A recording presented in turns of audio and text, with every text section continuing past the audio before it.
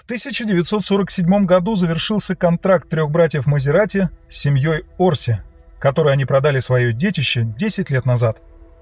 Наконец-то у Бинда и Тори и Эрнеста появилась возможность снова основать компанию, которая специализировалась бы исключительно на спортивных автомобилях. По сути, они решили заняться тем, что однажды уже привело их к банкротству.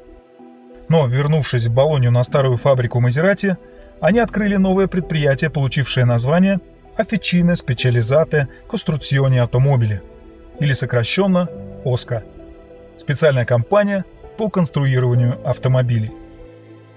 Бинда и Тори занялись привычными им организационными вопросами, а Эрнесто стал главным инженером. Как и ранее в компании Мазерати, он будет конструировать для новой фирмы ОСКА двигатели, трансмиссии, подвески и кузова. Внешний вид будущих гоночных болидов тоже его работа. Большими финансовыми ресурсами братья не располагали, так что первой разработкой стала небольшая спортивная машина для популярного в то время гоночного класса 1100 кубических сантиметров.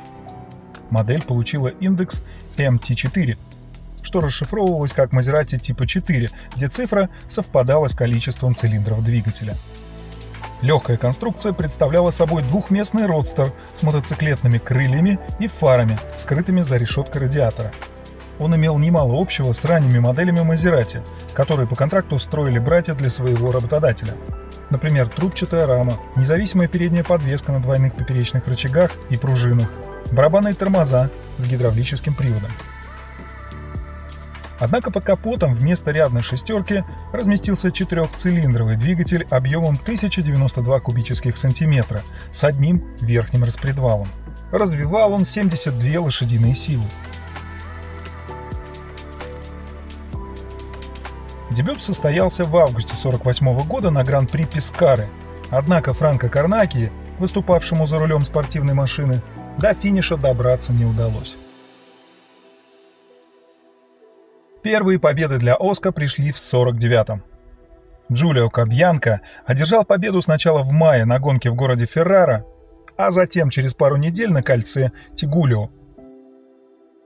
Это было начало почти десятилетнего доминирования ОСКА МТ-4 в своих классах не только в Европе, но и за океаном. Отныне кузова для них строились в основном в сторонних ателье, и большинство МТ-4 получили их от Морелли. В том же 1949-м в конструкцию двигателя добавили второй распределительный вал, и в названии модели появилось соответствующее обозначение MT4 2AD.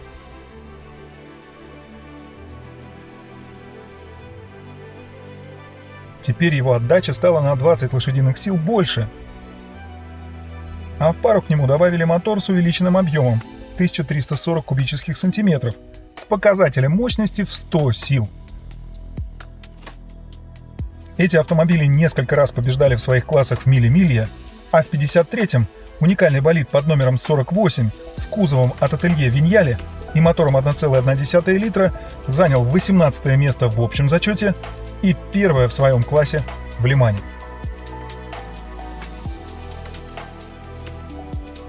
Стоит отметить, что дизайн этого автомобиля вышел из-под пера Джованни Микелотти, и существовал он всего лишь в единственном экземпляре. Зато он с завидным постоянством выступал на различных соревнованиях вплоть до конца 1954 года. Кстати, на шасси МТ-4 Виньяли изготовил еще несколько дорожных автомобилей, выполненных в виде кузова Берлинетта.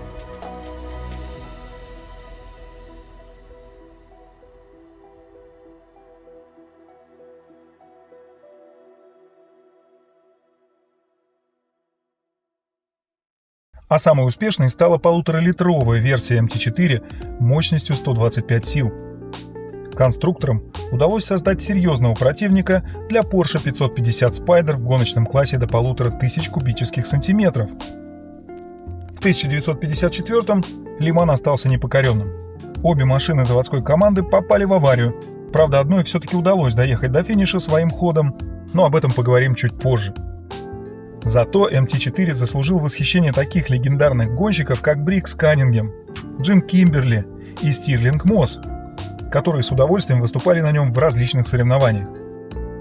В то время практически никто не записывал компактную МТ-4 в серьезные соперники. В марте на гонке 12 часов Себринга, выступая за команду Каннингема, Стирлинг Мосс в тандеме с Биллом Ллойдом был полон решимости доказать, что скептики недооценивают потенциал гоночного автомобиля. Занимая 7-е место после первых 4 часов гонки, они удерживали свою позицию до наступления сумерек, а в прохладной тьме стали уверенно подниматься к верхним строчкам, несмотря на проблемы с тормозами. Чтобы сбрасывать скорость, Мосс буквально ставил болид в повороте боком, каждый раз приводя толпу зрителей в неописуемый восторг от своего стиля езды. За час до окончания соревнования из-за заглохшего мотора сошла с дистанции лидирующая Lancia D24 под управлением Таруфи и Мензена, и Оска одержала неожиданную для всех победу.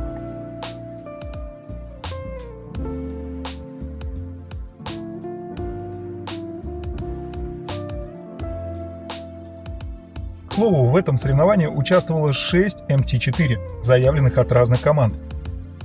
Из них до финиша дошло 5, а 3 из них оказались в пятерке лучших в абсолютном зачете.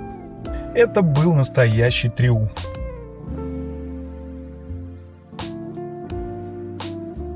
Например, до финиша не дошли 3 из 4 заводских Lancia D24, за рулем которых сидели такие знаменитые гонщики, как Фанхио и Аскари.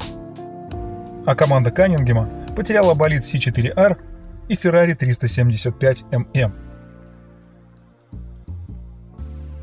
Продолжая говорить об успехах Оска МТ-4, стоит отметить, что в том же 1954 году, в сентябре и в октябре, Брикс Каннингем лично выиграл на нем несколько этапов гонок SCCA.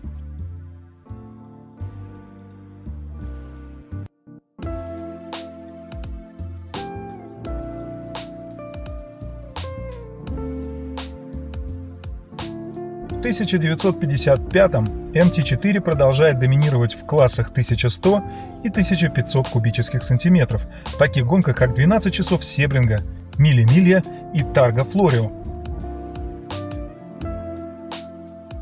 Тогда же появилась усовершенствованная модификация МТ-4TN типа нового, чуть позже переименованная в Оска FS372.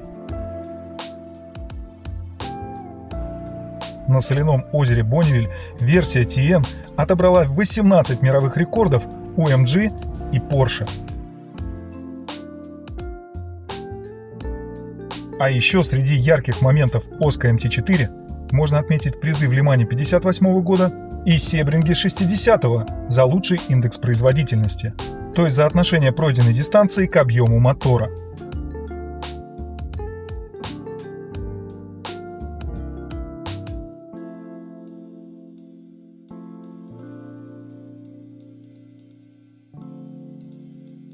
Всего с 48 по 56 годы было построено 80 единиц МТ-4 с кузовами от различных итальянских мастеров.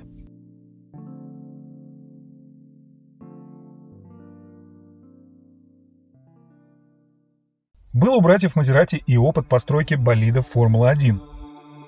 Основанный на шасси довоенной модели Maserati 4 CLT, болид получил индекс типа G 4500. Сердцем стал 4,5-литровый алюминиевый двигатель V12 с 2 верхними распредвалами мощностью 330 лошадиных сил. Всего было изготовлено 3 таких автомобиля. На одном из них тайский принц Бира выступал в Гудвуде. На втором Франко Ролл занял 9-е место на Гран-при Италии в Монце. А шасси 3-го экземпляра было взято за основу дорожного купе, кузов для которого построила по заказу ателье Загата.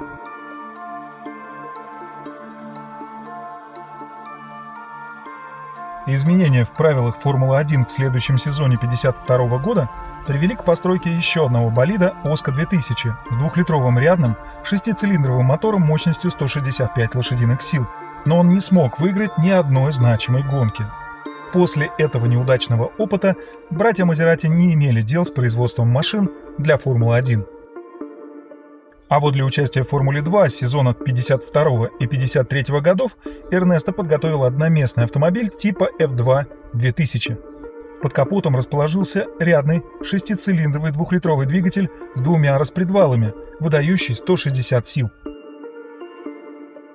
было построено 2 автомобиля, и в качестве независимых участников на первом выступал французский гонщик Эли Байоль, а на втором – знаменитый ветеран из Монако Луи Широн. Эти машины регулярно входили в 6 лучших на различных этапах.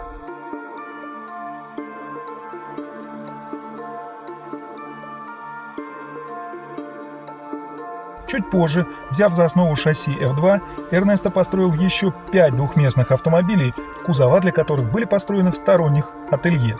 Известно, что 3 из них имели кузов Барчетта от Морелли.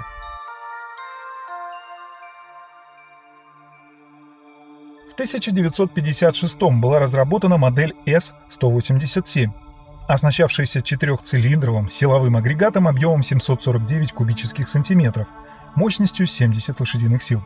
Спайдер с кузовом от ателье Морелли весил всего 430 килограммов и разгонялся до 180 км в час. В 1959 году Джейм Эйхенлауп выиграл на ней американский чемпионат SCCA в классе H-Modified.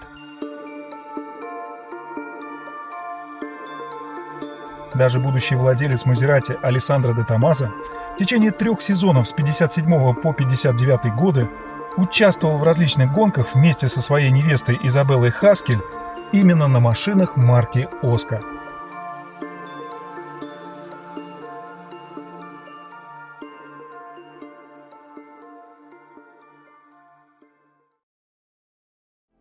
Немного поговорим еще об одном этапе развития марки «Оска». В 1957 году Эрнесто Мазерати договорился с главным инженером концерна Fiat Данте Джакозой о производстве заводской серийной версии его гоночного двигателя с 2 верхними распредвалами. Использоваться этот силовой агрегат должен был на спортивных открытых моделях Fiat 1500 и 1600. Fiat будет поставлять эти двигатели компании Оска для использования на своих гоночных болидах. Бизнес-модель оказалась весьма успешной. Вскоре Ford заключит похожее соглашение с Lotus, а сотрудничество с Оска уже через несколько лет приведет к появлению еще одного совместного проекта Fiat, но теперь уже с Ferrari. И на свет появится великолепная модель Dino. А пока в 1958-м в Турине прошел предварительный показ предсерийной машины 1500S с кузовом от ателье Пининфарино. Серийное производство началось в 1959-м, и до 1963 года было продано свыше 3000 таких машин.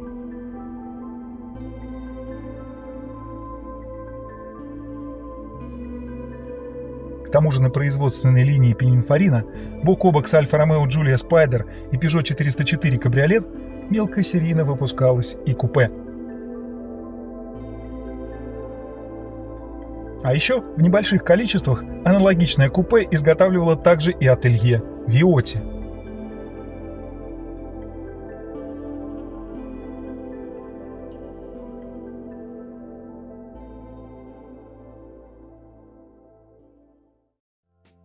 Помимо производства гоночных болидов и выполнения сторонних заказов, братья Мазерати все-таки решились на постройку дорожных автомобилей.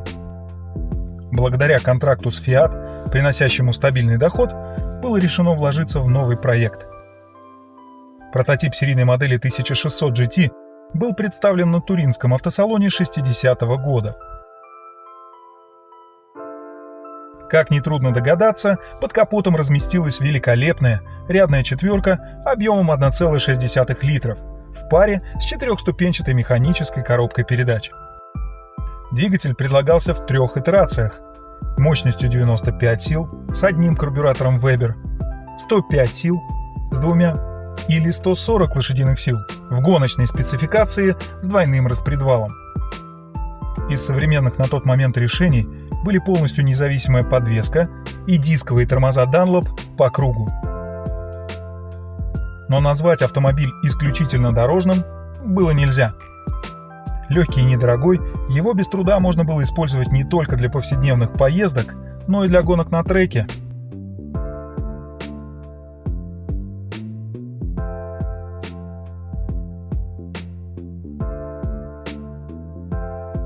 Большинство выпущенных машин встречается в виде двухместного купе Zagato, характерной чертой дизайна крыши которой был так называемый двойной пузырь. Всего до 1963 года произвели 129 единиц всех модификаций 1600 GT, из которых 98 появилось как раз в таком исполнении. Также известны два купе от карросерии Touring,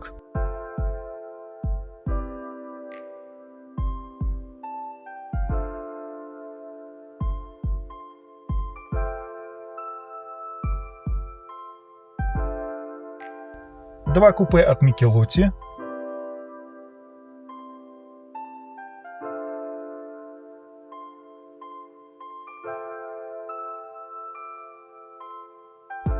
и три фастбека Swift от Baneshи.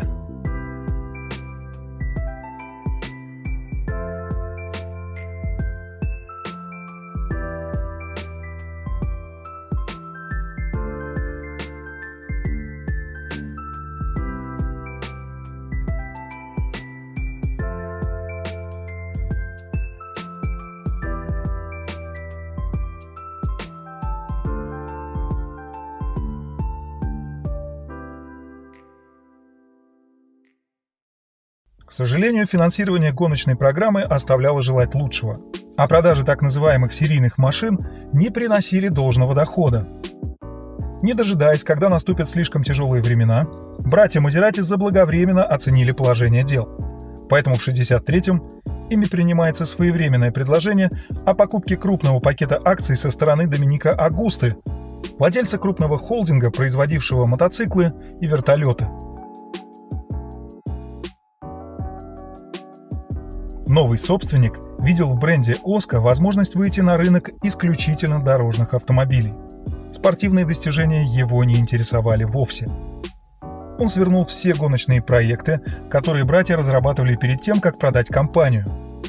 В частности, в виде единственного гоночного прототипа остался проект на базе модели 1600 GT SP, сокращение от итальянского Spermentale. Интересно, что эта машина долгие годы была скрыта от людских глаз, пока в 2012-м не появилась на конкурсе элегантности вилла DST. Все это время она находилась во владении Альфьери Мазерати-младшего, наследника семейства Мазерати.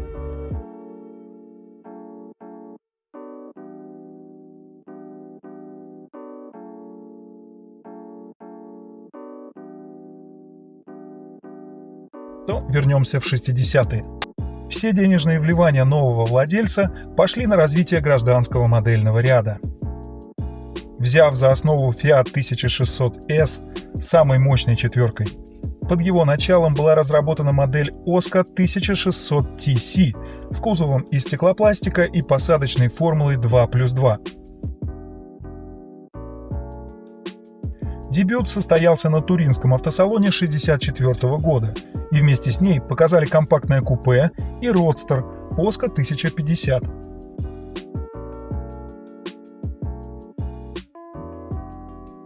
Под капотом этих машин разместился двигатель объемом, соответствующим индексу модели, и мощностью 63 силы.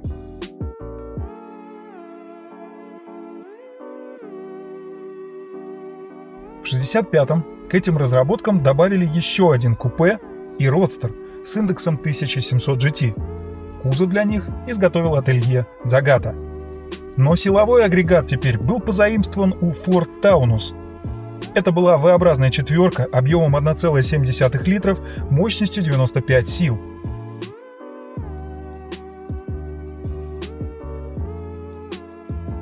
Ни один из прототипов, появившихся под началом Агусты, так и не стал серийным. А в 1967-м компания Osco прекратила свое существование.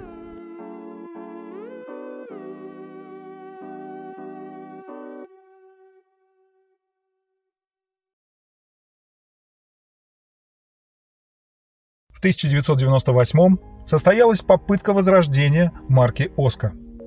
Племянник Уго Загата, основатель одноименного ателье Лука, и японский предприниматель Сёдзе Фудзита сформировали концепцию, а воплотил проект в натуральную величину дизайнер Эрколе Спада. Концепт получил название Дрomос, но из-за возможных авторских правовых споров с Fiat ее буквально на ходу перед премьерой переименовали в Oscar 2500 GT. Такие стилистические идеи, как крыша в виде двойного пузыря, панорамное лобовое стекло, овальные фары, были данью уважения классической модели Oscar 1600 GT с кузовом от Загата. В основе шасси лежала легкая трубчатая рама с передней подвеской на стойках Макферсон и задней на диагональных рычагах со стабилизатором поперечной устойчивости. Основной отличительной особенностью оказалась центрально-моторная компоновка с оппозитным четырехцилиндровым силовым агрегатом от Subaru Legacy объемом 2,5 литра и мощностью 190 сил. Благодаря такому подходу, при весе в 780 кг, легкий спортивный автомобиль должен был разгоняться до 100 км в час за 6 секунд. В планах значилось организовать мелкосерийное производство на бывшем заводе карросерии Туринг в Милане. Однако заинтересовать потенциальных инвесторов этот проект не смог, и дальше единичного прототипа дело так и не продвинулось.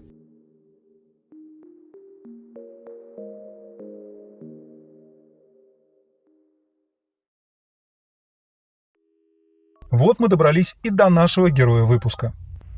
Это Oscar MT4 с номером шасси 1147. В начале видео мы упомянули про гонку в Лимане в 1954 году. Именно этот болид вместе с еще одним экземпляром принимали в нем участие. 12 и 13 июня автомобиль Oscar под номером 43 пилотировали гонщики Ланс Маклин и Пьер Лейгани. К предпоследнему, 23-му часу соревнований MT4 на 15 кругов отрывался от Porsche, но в одном из поворотов автомобиль слетел с трассы. Воспользовавшись помощью зрителей, Маклин в итоге сумел финишировать на 3-м месте в своем классе. К сожалению, результаты не были зачтены, поскольку судьи дисквалифицировали болид из-за нарушений правил. Помощь зрителей была вне закона. После возвращения в Морелли для ремонта кузова шасси 1147 было экспортировано американскому дистрибьютору марки Эдгару Фронтера, через которого машину приобрел известный энтузиаст Оска из Иллинойса Джеймс Симпсон-младший. Он участвовал в гонках SCCA вплоть до середины 50-х годов, победив в своем классе на соревнованиях в Локборне в августе 54-го и на гонках спортивных автомобилей Orange Empire на базе ВВС Марч 3 месяца спустя. После смерти Симпсона в начале 60-х годов без двигателя и коробки передач MT4 был продан Джорджу Стернеру из Пенсильвании, а тот, в свою очередь, продал его в 72-м Фрэнку Старку. Старк сумел приобрести оригинальный двигатель у еще одного энтузиаста марки Питера Весселя, но средств на реставрацию у него не хватило. Поэтому после 17 лет владения в августе 89-го Старк продал MT4 жителю Калифорнии Скотту Борману. Уже следующий владелец, купивший болид в феврале 95-го года, на протяжении 10 долгих лет последовательно реставрировал его. В 1998 кузов, в 2006 восстановили полностью синхронизированную трансмиссию ZF, а в 2012 мастерская Верки Classic Coach Гарри Коува из массачусетского Чарлтона перекрасила кузов в цвет росса, а ателье Skin & Bones Джонатана Чейза в соседнем городе Мальборо перешила салон в эффектную синюю кожу. Автомобиль часто принимал участие в исторических заездах и весьма успешно, например, на Миле 2010-го или соревнованиях в рамках VSCCA. 9 июня 2023 шасси 1147 выставляется на торги в Лимане, проводимые аукционным домом Sotheby's. Предполагается, что за него смогут выручить 1 миллион 300 тысяч, 1,5 миллиона евро. И если это произойдет, то сделка может оказаться одной из самых дорогостоящих для автомобилей марки Oscar. В подтверждение несколько слов о самых дорогих моделях, которые были проданы за последние годы. В феврале 2017 в Париже Арт Курил реализовал модель S273 1957 года за 578 120 евро. примерно 615 тысяч долларов. В январе 2014 в аризонском Фениксе Сотбис продал успешный в свое время в гонках болид 750S за 660 тысяч долларов. Ну а рекордсменом стал тот самый редкий спорткар 2000S, один из трех построенных с рядными шестицилиндровыми моторами и кузовом Барчетта от Морелли. Все тот же Сотбис в феврале 2018 нашел ему нового владельца за 792,5 тысячи евро, примерно 978 тысяч долларов по тому курсу. Так что тенденции рынка показывают, что со временем эти редкие спортивные машины становятся все более ценными, о чем мы с вами можем убедиться уже в ближайшее время. А на сегодня это все. Спасибо, что листаете авторхивы. До встречи!